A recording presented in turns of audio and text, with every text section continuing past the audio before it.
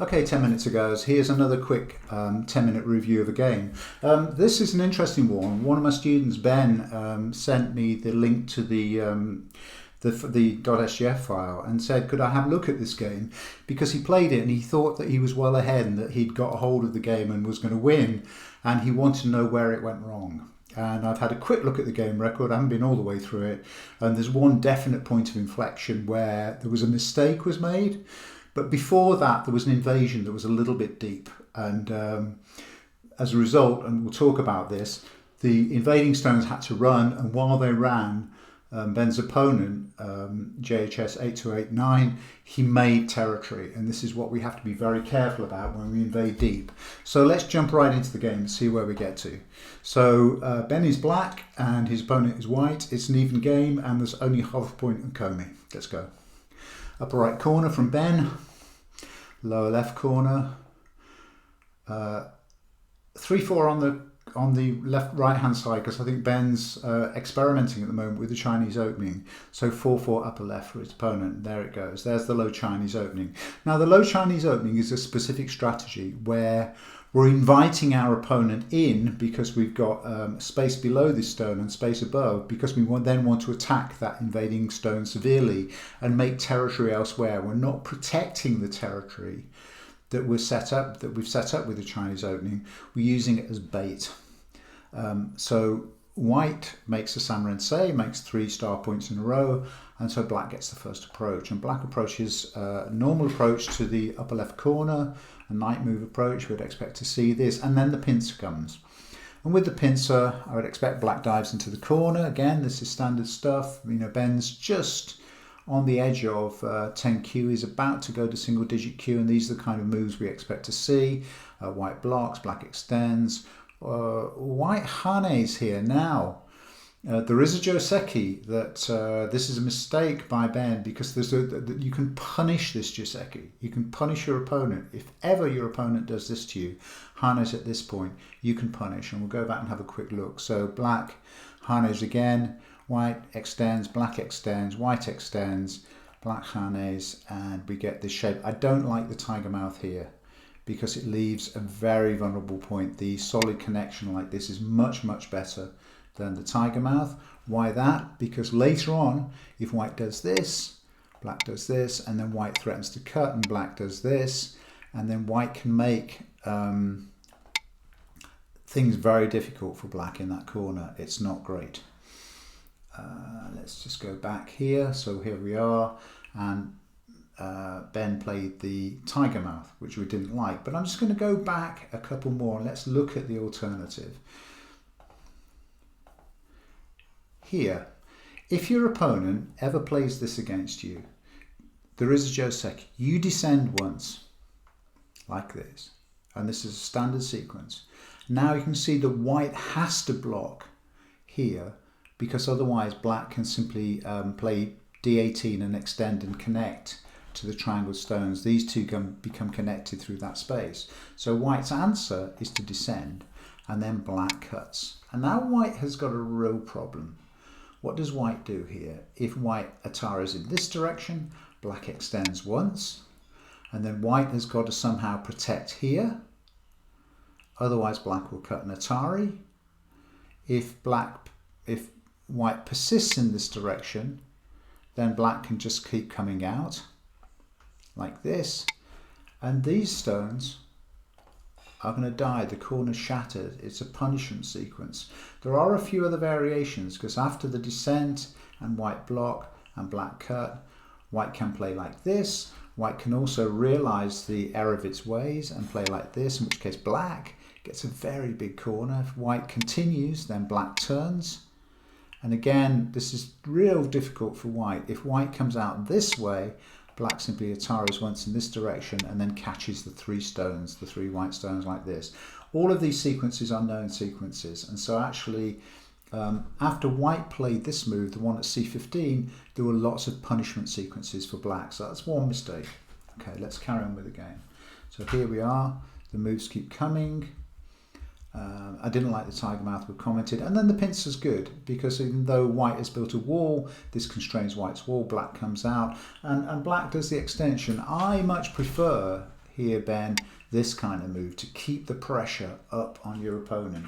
I think this move here, where you extend, is just a little bit passive. You've played a move that, yes, might get you some territory, but it's given up sente and put no pressure on your opponent. White can now play anywhere they like on the board. There's no impulse for them to do anything else. Just consider if you play somewhere like here and white come up, then you come back and then you've got a much stronger, much more solid shape. So always try and keep the pressure on your opponent.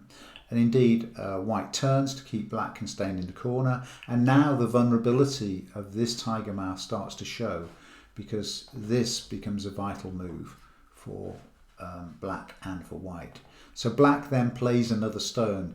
If you'd have played the straight connect at c18 originally, you wouldn't have needed another stone in this situation. So then white comes out, white's making territory, and then black invades.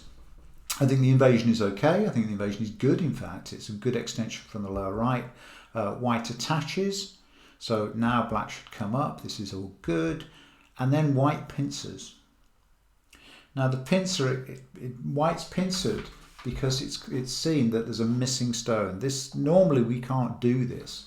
We can't do this because our opponent will take advantage of this. And black should have played here, here, here, here, here, and then white connect, and then pincered here, so that you've got this solid wall. Because notice that white can't play here because of the ladder. The ladder heads off in that direction across the board. So this is called a leaning strategy. So when you're pincered in this way, you first lean on your opponent to build up some power and some strength. So black is leaning on white. White's getting solid points, but at the end of this sequence, black gets the pincer, and now it's white that's running for the center, and black should be able to make some very good points in this area, and indeed in this area, while this white stone is running, but also this black group has got to run as well. So that's the kind of flow of the game that we would expect to see. In the event, white pincered, black counter pincered, and then white jumped. And now we can see how the two stones on F4 and 3 are looking a bit fragile. And this is why I think that Ben now decided that to make white go heavy and then go down. I think at this point the imperative for black is not to go down but to get out. And still the kind of leaning attack that we talked about before after this one, of leaning out here and here and here, and then you've made an eye. You've got an eye, and it's an eye out on the center, not an eye scrunched towards the edge. So there are a couple of move sequences that are worth looking at here. So this one here, white was clearly going to keep you separated, and there white clearly keeps you separated. Now your little group is in real trouble. It's got a white wall on its right, and it's got a solid white corner on its left, and it has no choice but to run. And now you've got a burdensome heavy group. And first you move here. I think that's good. It's not quite as good as the move we've discussed a few times, the D5 move, but it works, and then you jump. So you're getting the right, you've got the right idea here, but the execution's a little bit loose. And white blocks again, and you extend again. Notice though, while you're running and gaining no points at all, white is really consolidating this area. White's got to love this gift from you of fourth line territory here. So white pushes in to take away your eyes. This doesn't really help you make eyes, because now white takes that one away and secures the corner even more. You come out, white hanes, you hane, white wedges, you block, white connects. You know, your eyes are disappearing fast now. You connect there, but your only eye, with a bit of luck, is here, but white's still also vulnerable. I'm not putting the burden of this down on you, Ben. So white comes out and black comes out, and white hanes again. And white's playing quite aggressively here. White thinks that he can actually make a decent stab of attack on this, and of course if white kills this black group, it's game over, it's resigned game. So you lean again, which is okay, and white connects, and then you come out in this direction. This by move is a sluggish move. It's quite clear what you're going to do, and that gives you one eye. And white comes out here, and then you're looking to make another eye here, and white takes it away again. You give up the stone. Do you need to connect there? or is this more important? I think this is more important. But that's a small point. The mistake comes later. So you connect there, white comes here. You take and set up a ko, white blocks the ko. You set up another ko, white blocks that ko, and then you come out here. White wedges to take away the eye. And again, this may have been better here. It's still a ko-eye. It doesn't work. And this is a terrible move. Or not, because you can't know it. Actually, it's not a terrible move. You don't, I understand now, you don't want to fight the ko, so you prevent the ko. And white's just taking your eyes away, it's shedding your eyes. Move here, you're trying to make an eye, white throws in. White knows what he's doing here, he's got you under attack, and you connect there, so you've got some space on the outside. You must have been sweating at this point, Ben. You've got one eye and you're under attack. And notice how, again, let's make the shape of the board comment. White is building real territory here, and then this white wall here is pretty thick and facing some very thin, loose stones. This kind of stone is now looking very powerless because it's so close to white's wall. This one and this one are also looking a bit thin given the power of white, and white is starting to radiate energy and power across this side of the board from this wall. Whereas your little group is heading into this white zone at the top and really doesn't have any eyes yet. It's got one. So white protects the territory on the left, which gives you an opportunity to move out. It's a little bit sluggish, but it does the trick. You push, white comes out. You come out, you're making a run for it. You're making a run in this direction, trying to get to these friends over here and see what's happening in the game. White protects this side, which gives you a really nice jump. And now you're out. I think you can now say that black should be able to get out, should be able to make a second eye or connect to the top side or the right side. And now it's white that's under attack. White is seriously under attack. So white threatens your cutting point and you have to connect. And now white's trying to make eyes. Again, white's trying to beat on your shape to stop you making eye shape here. That's a little bit slow, that one. You know, this at this point you need pace and you need speed. So if white does this, then you do this kind of white plays here, and then you play this kind of stuff. So this no longer becomes a viable cutting point for white. And now you start to attack the stones below in a grand style. So this one where you just turn, try and avoid moves, Ben, where you know exactly what your opponent's going to do. And that's the case. White says, I don't care about that stone, it's not doing work. And now you cut. And then white simply Ataris. And now you Atari again. And then you come in this direction. And now you come out. And this is where we get the missing sequence. So these two stones here are now cutting stones. They've cut white in half. There's a white group above that's got one solid eye, and there's a white group below that actually has no eyes. So it's a very nice maneuver. Let's just go back and look at it again. So you throw in there, white Ataris, and then you cut here with the Atari, and then you wedge out. Very nice, very nicely done. I think the money's on black at this moment. White sees the danger and comes out. You protect above, which is probably correct.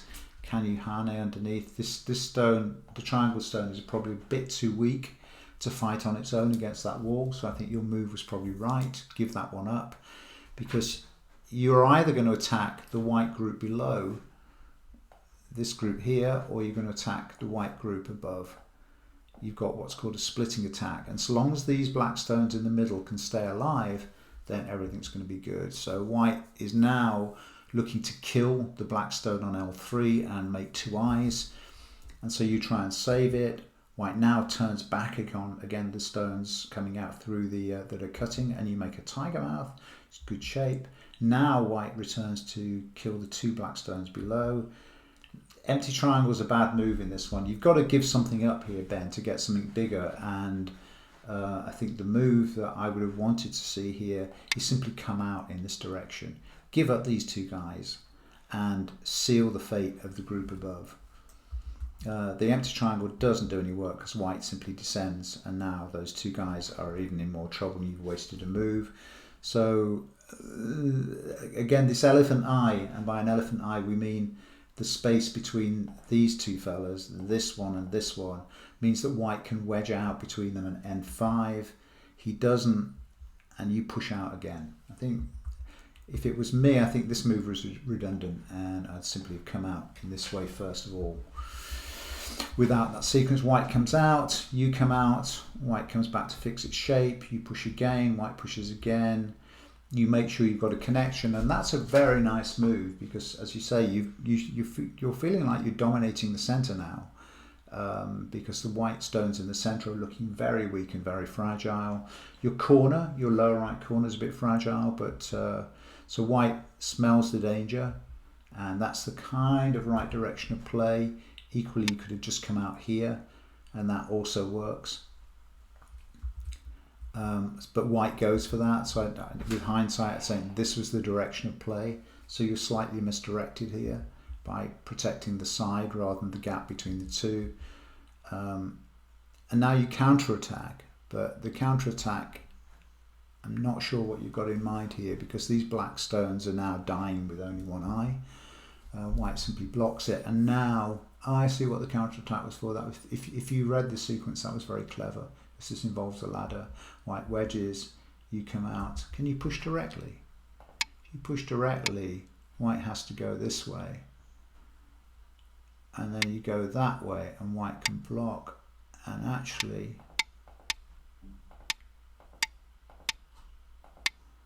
no, this doesn't work for you. That doesn't work. Okay, let's go back to the game.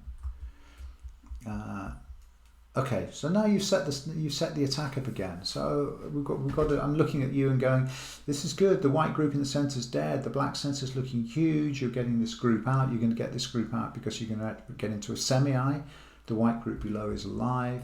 White turns on the lower side, and you then play. You suddenly go at this point, go, oh, I'm scared about my corner in the top right. I need to do something, and that's probably one of the mistakes. You've just lost the impetus. I mean, a move like this just seals white's fate. It seals white in the centre, and don't worry about that corner for now. But let's just go back one move. White plays here. You seal the corner, and then white launches an attack, another attack to actually against these three guys here, to take out that whole lower side. So this was in the middle of a fight, suddenly deciding you've got to fix up your corner is a slightly odd move. You wedge, black Ataris, you make a ko, white comes down, you threaten to cut, but there's a ko, so white ignores, you make shape, white takes the ko, and then you play this move. What's this move doing? That's an Atari. Okay, so white shatters the corner, I see. You take the ko, so you've now got two eyes. Good. That's quite a big exchange. You've got a few points, but the corner that white gets is huge. I think that exchange was bad for black. And then white comes out. And this is the final mistake of the game. What happens is you attach here. And actually the move that I would have liked to have seen from black is simply much, much calmer, much steadier of that one. Because now white hasn't got in any eye space and can't live in the centre. You've given up this lower right corner, but you'll gain the centre. But what happened in the game is you attached. White plays this move, which is threatening to cut you and connect the white stones above with the white stones below, which are now fully alive.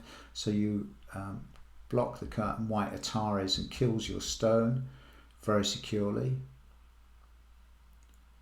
There's very little you can do here. Is there a sequence? Black, white, black. Interesting. That would work. That would work because white can't play here because of this. So there was a sequence for you even after white's move. You could have killed the white stones on the left, but you protected below. That's why, I understand. After that connection, you had to come back and fix here. And then white kills everything below. Here, here, and they're dead. Yeah, and now it's game over. So let's just go back. I think the move that was the mistake that actually ended the game for you was this one. Because I think if you played that there instead, you know, white can no longer do this. This becomes meaningless. All of this becomes meaningless. White can't make eyes in here because of this. And so you kill all of the white stones in the centre. I still don't think you needed to give up the the lower right corner, but that's neither here nor there. At that point, white, when in the game, if we just go back to where we were in the game, and we're here, yeah, white kills everything, and now everything on the lower side and on the left hand side, white's all connected. You've got points there, but I think if we run through the game now very rapidly, we can see that at the end of the game, if we look at what the score pattern looks like,